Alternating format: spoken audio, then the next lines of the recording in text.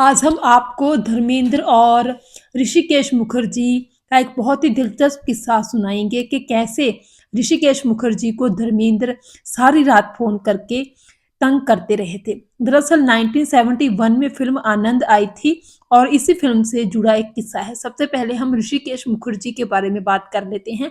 1953 में आई फ़िल्म दो बिग्गा ज़मीन में ऋषिकेश मुखर्जी बिमल राय के असिस्टेंट डायरेक्टर भी थे और फ़िल्म के एडिटर भी थे। आगे चल के उन्होंने कई फ़िल्में एडिट की। 1957 में फ़िल्म मुसाफिर से उन्होंने डायरेक्टर के तौर पर अपने करियर की शुरुआत की थी।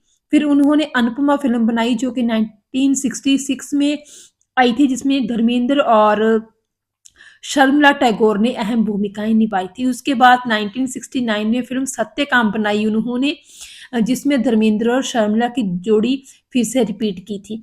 हालाँकि सत्यकाम फ़िल्म को ज़्यादा कमर्शियली सफलता नहीं मिली थी, लेकिन आज अगर इस फ़िल्म को हम देखते हैं तो हमें रियलाइज़ होता है कि कितनी उच्च पाए की ये फ़िल्म है, कितना ज़्यादा इस फ़िल्म में क्लासिकल काम किया है धर्मेंद्र ने और शर्मिला टैगोर ने।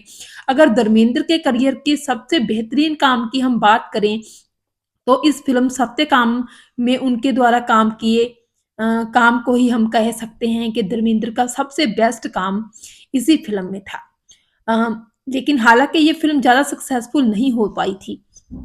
लेकिन आज भी भारतीय सिनेमा के लोग इस फ़िल्म को बहुत ज़्यादा पसंद करते हैं। इसके अलावा सत्यकाम की शूटिंग के दौरान ही एक और स्क्रिप्ट पर भी तैयारी कर रहे थे ऋषिकेश मुखर्जी। तो उस स्क्रिप्ट को कई बार उन्होंने धर्मेंद्र को भी सुनाया था और उनको कहा था कि वो इस फ़िल्म में भी धर्मेंद्र को ही लेंगे और उनके हीरो धर्मेंद्र ही होंगे। और ये फ़िल्म कोई और नहीं थी बल्कि 1971 की सुपर डुपर हिट फ़िल्म आनंद थी, जिसमें राजेश खन्ना ने बाद में अहम भूमिका निभाई थी। तो इस तरह फिर किसी दिन धर्मेंद्र को पता चला कि ऋषिकेश मुखर्जी की फ़िल्म आनंद में राजेश खन्ना अहम भूमिका निभा रहे हैं। तो उस टाइम पे शराब पीकर धर्मेंद्र ने ऋषिकेश मुखर्जी को फ़ोन लगाया और उनसे अपनी नाराज़गी ज़ाहिर की कि आपने फ़िल्म की कहानी तो मुझे सुनाई थी और वादा भी किया था कि मुझे आप फ़िल्म में एज़ अ हीरो काम देंगे, लेकिन बाद में आपने राजेश खन्ना को फ़िल्म में ले लिया हीरो के तौर पर। तो ऋषिकेश मुखर्जी ने उनको कहा कि इस वक़्त तुम होश में नहीं हो, सुबह बात करेंगे।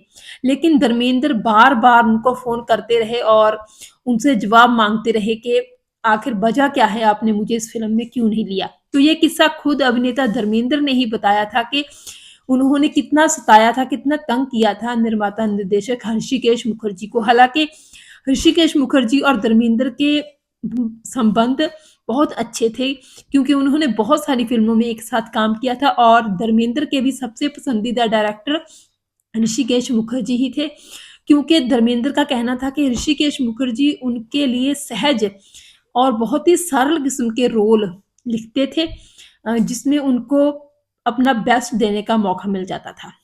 धर्मेंद्र बहुत खुश होते थे ऋषिकेश मुखर्जी की फ़िल्म में काम करके।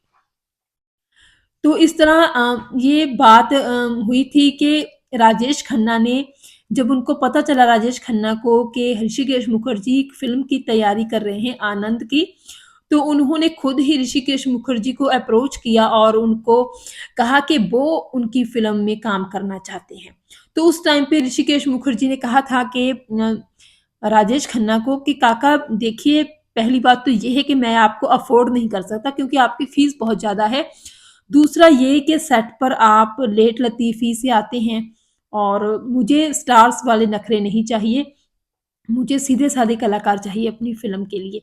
तो ये दोनों बातें जो थी राजेश खन्ना ने मान ली थी। पहली बात उनकी ये थी कि उनको कोई फ़र्क नहीं पड़ेगा कि उनको फ़िल्म के लिए कितनी फ़ीस दी जाएगी।